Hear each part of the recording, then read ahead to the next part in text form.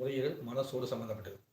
இப்படி வரும்போது இருதயத்தில் ஒரு கோளாறு ஏற்பட்டால் அது நுரையீரலையும் பாதிக்கும், வயிற்றையும் பாதிக்கும், உடம்பையும் பாதிக்கும்.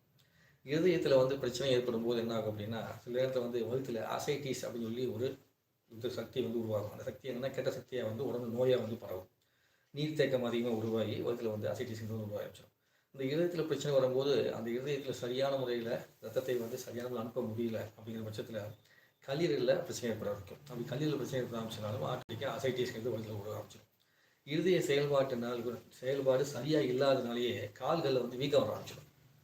அப்போது கால் வீக்கத்துக்கு தனியாக மருந்து சாப்பிடுவாங்க, இருதயத்துக்கு தனியாக மருந்து சாப்பிடுவாங்க. சில இடத்துல வந்து பார்த்திங்கன்னா வீக்கம் ஏற்பட்டுச்சுன்னா அசைட்டிஸ்ங்கிறதுக்கு இன்ஜெக்ஷன் மூலமாக ஹாஸ்பிட்டலில் போனீங்கன்னா சிரிஞ்சு மூலமாக வந்து நீரை வந்து வெளியேற்றி விடுவாங்க. அப்புறம் கால் வீக்கத்துக்கு வந்து பார்த்திங்கன்னா அதுக்கு தகுந்த மருந்து கொடுத்து மாத்திரை கொடுத்து யூன் வழியாக போகிற மாதிரி பண்ணுவாங்க. நேச்சுரல் போனோம்னா இலையெல்லாம் கட்டி மண் தெரப்பி பண்ணி அதெல்லாம் செஞ்சு அக்கமஞ்சள் ஊசி போட்டு நிறைய விஷயங்கள் செஞ்சு நம்ம உடம்பு வந்து தயார்படுத்த பார்க்கணும் இல்லையா. அதோடு சேர்த்து நீங்கள் என்ன பண்ணுங்கள், இந்த இருதயத்துக்கான தியானத்தையும் செய்யுங்க.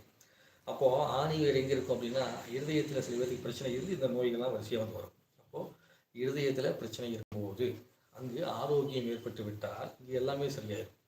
இப்போ நுரையீரல் தான் ரத்தத்தை சுத்தப்படுத்தி அனுப்பக்கூடிய வேலையை செய்யுதுன்னு சொன்னாலுமே அப்படி செய்யும்போது இங்கே இருதயம் என்ன பண்ணணும்னா நுரையிலிருந்து வரக்கூடிய அந்த ஆக்சிஜனோடு சேர்ந்த ரத்தத்தை சரியான முறையில் நமக்கு திரும்ப வந்து அனுப்பும். அப்போ இங்கே ஒரு ஃபில்டர்ஸ் நடக்கும். நுரையீரலில் வந்து ஆக்சிஜனை கலந்து ரத்தத்தை சுத்தப்படுத்தி அனுப்பிச்சிடும் நுரையீரல். அதுக்கப்புறம் இருதயம் என்ன பண்ணணும், மறுபடியும் அதை ஃபில்டர் பண்ணி நல்ல ரத்தமாக நம்ம உடம்புல வந்து எல்லா பக்கமும் அனுப்பிச்சி விட்டு அது அப்படியே கல்லீரலுக்கு போய் கல்லீரலில் சுத்திகரிக்கப்பட்டு அதுக்கப்புறம் சிறுநீரகத்துக்கு போய் சிறுநீரகத்தில் சுத்திகரிக்கப்பட்டு அதன் பிறகு அது உடம்பு ஃபுல்லாக ஆரோக்கியமாக வந்து மாறும்.